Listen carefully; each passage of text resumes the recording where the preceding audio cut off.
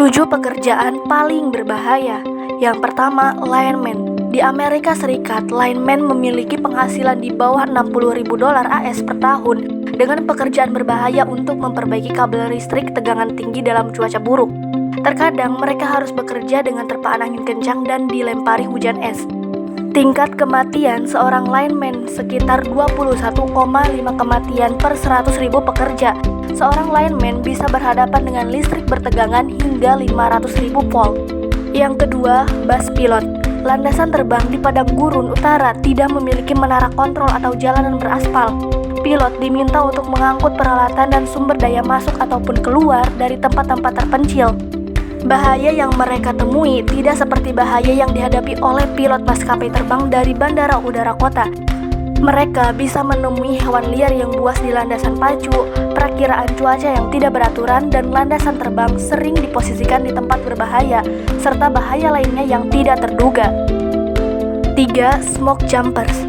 Smoke jumper adalah petugas pemadam kebakaran yang lebih berbahaya dibandingkan damkar biasa, yaitu menggabungkan sensasi terjun payung dari pesawat terbang untuk memadamkan api di padang belantara terpencil, dan tentunya tanpa kapal tanker air atau peralatan pemadam kebakaran berteknologi tinggi untuk membantu mereka mengatasi kobaran api pun tidak ada.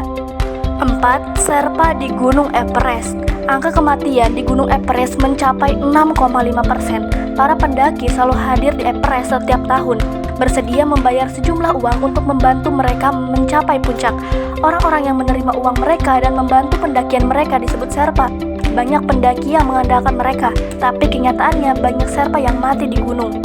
Angka kematian untuk Sherpa yang dihitung dari tahun 2004 sampai 2014 adalah 4.053 per 100.000. Menurut BBC, Sherpa dapat menghasilkan sekitar $6.700 AS per musim, yang kira-kira 10 kali lipat dari rata-rata orang Nepal dalam setahun.